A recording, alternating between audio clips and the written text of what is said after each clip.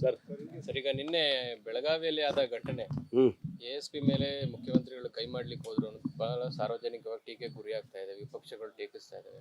ಕೆಲವೊಂದ್ ಕಡೆ ಸಂಯಮ ಕಳ್ಕೊಂಡ್ರ CM ಆ ಪರಿಸ್ಥಿತಿಯಲ್ಲಿ? ನನಗೆ ಸಂಪೂರ್ಣವಾದಂಥ ಮಾಹಿತಿ ಇಲ್ಲ.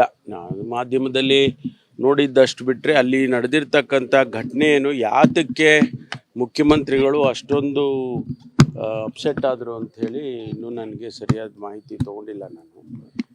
ಅನಂತರ ಅದಕ್ಕೆ ಪ್ರತಿಕ್ರಿಯೆ ಮಾಡ್ತೇನೆ. ಅಲ್ಲಿ ಒಂದು ಪ್ರಿಲಿಮಿನರಿಯಾಗಿ ನನಗೆ ಬಂದಿರತಕ್ಕಂಥ ಮಾಹಿತಿ ಏನಪ್ಪ ಅಂತ ಹೇಳಿದರೆ, ಅಲ್ಲಿ ಒಂದು 5-6 ಜನ ಭಾರತೀಯ ಜನತಾ ಪಾರ್ಟಿಯ ಮಹಿಳಾ ಮೋರ್ಚಾದವರು ಕಾಂಗ್ರೆಸ್ಸಿನ ಶಾಲ್ಗಳು ಹಾಕ್ಕೊಂಡು ಒಳಗಡೆ ಬಂದರು.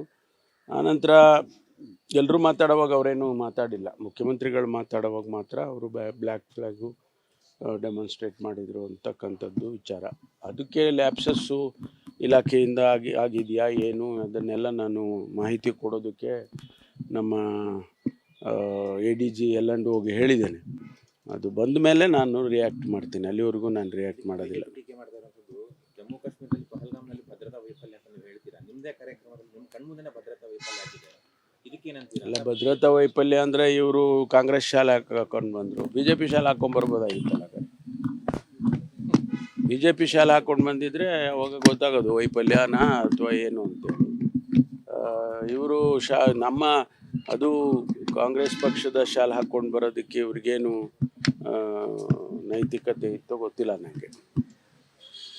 CM ಆ ವರ್ತನೆ ಬೇಡ ಆಗಿತ್ತು ಅನ್ನೋದು ಅದೇನೋ ಹೇಳಿದ್ನಲ್ಲ. ಯಾತಕ್ಕೆ ಇವೆಲ್ಲ ಏನಾಗುತ್ತೆ ಅಂದರೆ ಇದ್ರ ಹಿಂದೆ ಏನಾದರೂ ಒಂದು ನಡೆದು ಬಿಡುತ್ತೆ, ಆ ಕಾರಣಕ್ಕೆ ಅಂಥ ಸಿಚುವೇಶನ್ ಕ್ರಿಯೇಟ್ ಆಗುತ್ತೆ. ಅದಕ್ಕೋಸ್ಕರ ಅದು ಏನು ನಡೆದಿತ್ತು ಏನು ಎಲ್ಲ ಅಂತೇಳಿ ವಿಚಾರ ಮಾಡ್ತೀನಿ. ಮತ್ತೊಂದು ಕಡೆ BJP CM ಅವರು ಕ್ಷಮೆಯಾಚನೆ ಮಾಡಬೇಕು, ಯುದ್ಧ ಬೇಡ ಅಂತ ವಿಚಾರದಲ್ಲಿ ಅವ್ರು ಹೇಳಿದಾರಲ್ಲ, ನಾನು ಯಾವ ಉದ್ದೇಶಕ್ಕಾಗಿ ಆ ರೀತಿ ಹೇಳಿದೆ ಅನ್ನೋದನ್ನು ಮುಖ್ಯಮಂತ್ರಿಗಳಾಗಲೇ ಕ್ಲಾರಿಫೈ ಮಾಡಿದ್ದಾರೆ. ಮತ್ತು ಅಗತ್ಯ ಬಿದ್ದಾಗ ನಾವು ಮಾಡೋದಕ್ಕೇನು ಹಿಂದೆ ಮುಂದೆ ನೋಡಬಾರ್ದು ಅಂತಲೂ ಹೇಳಿದ್ದಾರೆ.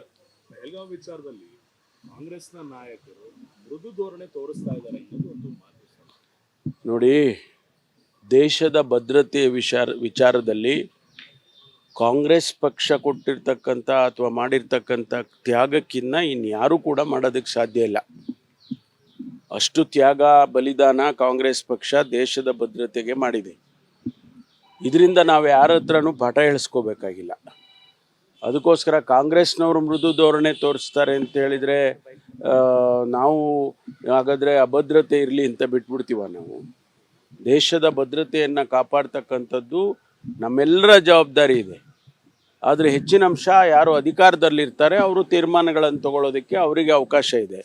ಆದರೆ ನಾವೆಲ್ಲರೂ ಕೂಡ ಒಂದಲ್ಲ ಒಂದು ರೀತಿಯಲ್ಲಿ ಜವಾಬ್ದಾರಿ ನಮಗೂ ಕೂಡ ಎಲ್ಲರಿಗೂ ಇರಬೇಕಾಗುತ್ತೆ. ಕಾಂಗ್ರೆಸ್ ಅದಕ್ಕೆ ಸರ್ವಪಕ್ಷದ ಸಭೆಯಲ್ಲಿ ನಮ್ಮವರು ಹೇಳಿದ್ದಾರೆ, ಯಾರು ನಮ್ಮ ಪ್ರತಿನಿಧಿಗಳು ಭಾಗವಹಿಸಿದ್ರು, ನಮ್ಮ ಅಧ್ಯಕ್ಷರು ಭಾಗವಹಿಸಿದ್ರು ಮತ್ತು ನಮ್ಮ ಪ್ರತಿನಿಧಿಗಳು ಭಾಗವಹಿಸಿದ್ರು, ಅವರೆಲ್ಲ ಸ್ಪಷ್ಟವಾಗಿ ಹೇಳಿದ್ದಾರೆ, ನಾವು ಇದನ್ನು ಸಹಿಸೋದಿಲ್ಲ ಅಂತಕ್ಕಂಥ ಮಾತನ್ನು ಸ್ಪಷ್ಟವಾಗಿ ಸರ್ವಪಕ್ಷದ ಸಭೆಯಲ್ಲಿ ಡೆಲ್ಲಿಯಲ್ಲಿ ಹೇಳಿದ್ದಾರೆ. ಸರ್, ಬೆಳಗಾವಿ ವಿಚಾರವಾಗಿ ಕೆಲವೇ ಸಚಿವರು ಮಾತ್ರ ಸೂಕ್ಷ್ಮವಾಗಿ ಮಾತಾಡ್ತಾ ಇದ್ದಾರೆ. ಈಗ ಮೊನ್ನೆ ಅರಬಿ ತಿಮ್ಮಾಪುರ ಅವ್ರು ಮಾತಾಡುವಾಗ ಜಾತಿ ಧರ್ಮ ಕೇಳ್ಬಿಟ್ಟೇನು ಹೊಡೆಯಲ್ಲ, ದಬ ದಬ ದಬ ಹೊಡ್ಕೊಂಡು ಹೋಗ್ತಾರೆ, ಇದನ್ನ ಪೊಲಿಟಿಸೈಸ್ ಮಾಡ್ತಾ ಇದ್ದೀರಾ.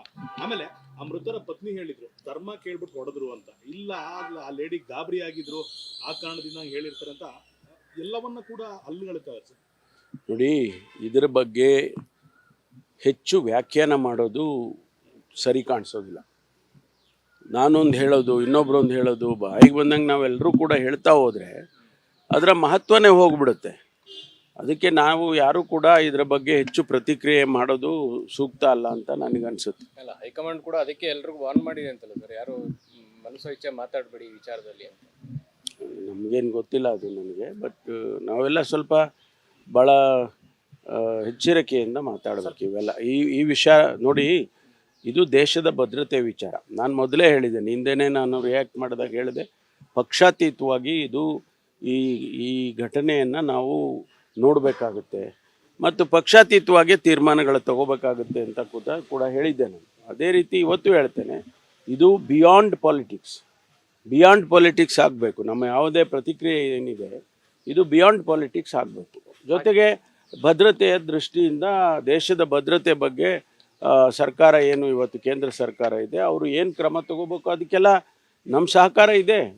ನಾವು ಹೇಳಿದೆವು, ಕಾಂಗ್ರೆಸ್ ಪಕ್ಷ ಅಧಿಕೃತವಾಗಿ ಹೇಳಿದೆ, ದೇಶದ ಭದ್ರತೆಯ ವಿಚಾರದಲ್ಲಿ ನಾವು ನಿಮ್ಮ ಜೊತೆಯಲ್ಲಿ ಇರ್ತೇವೆ ಅಂತಕ್ಕಂಥದ್ದನ್ನು ಈಗಾಗಲೇ AICC ಹೇಳಿದ್ದಾರೆ. That is our stand. ಸರಿ, ರಾಜಣ್ಣ CD ವಿಚಾರಣೆ ಎದುರಿಸಿದ್ದಾರೆ, ಯಾವುದೇ ಸಾಕ್ಷ್ಯಾಧಾರಗಳನ್ನು ಕೊಟ್ಟಿಲ್ಲ, ಈ ಸ್ಟೇಟ್ಮೆಂಟ್ ಮಾತ್ರ ರೆಕಾರ್ಡ್ ಆಗಿದೆ. ಈ ಕೇಸ್ ಇಲ್ಲಿಗೆ ಮುಕ್ತಾಯನೇ ಸರ್? ಗೊತ್ತಿಲ್ಲ, ತನಿಖೆ ವರದಿ ಬರಲಿ. ಅವರು ಈಗ ಅವ್ರ ಸ್ಟೇಟ್ಮೆಂಟ್ ತೊಗೊಂಡಿದ್ದಾರೆ. ಅದರ ಆಫ್ಟರ್ ದಿ ಸ್ಟೇಟ್ಮೆಂಟ್ ಅದರಿಂದ ಏನು ಫಾಲೋಔಟ್ ಇರುತ್ತೆ ಅದನ್ನೆಲ್ಲ ತನಿಖೆ ಮಾಡ್ತಾರೆ. ಮಾಡಿದ ಮೇಲೆ ವರದಿ ಬಂದ ನಂತರ ನಾವು ತೀರ್ಮಾನ ಮಾಡ್ತಾರೆ. ಸರ್, ಈಗ ಪಾಕಿಸ್ತಾನದ ಪ್ರಜೆಗಳು ಗಡುವು ಮುಗಿದಿದೆ ನಿನ್ನೆ ಹೋಗ್ಲಿಕ್ಕೆ. ರಾಜ್ಯದಲ್ಲಿ ಎಷ್ಟು ಜನ ಇದ್ರು, ಎಷ್ಟು ಜನ ಸಿಕ್ಕಿದ್ದಾರೆ, ಉಳ್ಕೊಂಡಿರೋರಿಗೆ ಯಾವ ರೀತಿ ಒಂದು ಇಲ್ಲ, ನಿಮಗೆ ಈಗಾಗಲೇ ಮಾಹಿತಿ ಸಿಕ್ಕಿರಬೇಕು. ಇಡೀ ದೇಶದಲ್ಲೇ 400 ಜನ 800 ಜನ ಹೋಗಿದ್ದಾರೆ, ಈಗ ಕಳಿಸಿದ್ದಾರೆ ವಾಪಸ್ಸು. ಇನ್ನೂ ಕೆಲವ್ರನ್ನ ಲಾಂಗ್ ಟರ್ಮ್ ವೀಸಾ ಕೊಟ್ಟಿರೋರಿಗೆ, ಮದುವೆ ಆಗಿ ಇಲ್ಲಿ ಸೆಟ್ಲ್ ಆಗಿರೋರಿಗೆ ಅವರೇ ಎಕ್ಸಂಪ್ಷನ್ ಕೊಟ್ಟಿದ್ದಾರೆ. ಗೌರ್ಮೆಂಟ್ ಆಫ್ ಇಂಡಿಯಾನೇ ಕೊಟ್ಟಿದೆ. ಅದು ಬಿಟ್ಟು ಎಲ್ಲರನ್ನೂ ನಾವು ಕಳಿಸ್ತಕ್ಕಂಥ ಕೆಲಸವನ್ನು ಮಾಡಿದ್ದೇವೆ. ಕನ್ನಡಿಗರ ಮೆಚ್ಚಿನ ನಿಮ್ಮ ನ್ಯೂಸ್ 18 ಕನ್ನಡ ಈಗ ವಾಟ್ಸ್ಆಪ್ನಲ್ಲಿಯೂ ಲಭ್ಯ. ಕರ್ನಾಟಕ ಮತ್ತು ದೇಶ ವಿದೇಶದ 360 ಡಿಗ್ರಿ ಸುದ್ದಿ ವಿವರವನ್ನ ನೀವು ನಿಮ್ಮ ಕೈ ಬೆರಳುಗಳಲ್ಲಿಯೇ ಪಡೆಯೋದಿಕ್ಕೆ ಈ QR ಕೋಡ್ ಅನ್ನ ಸ್ಕ್ಯಾನ್ ಮಾಡಿ. ನಮ್ಮ ಚಾನೆಲ್ ಅನ್ನ ಫಾಲೋ ಮಾಡಿ, ನೋಟಿಫಿಕೇಶನ್ ಆನ್ ಮಾಡಿ.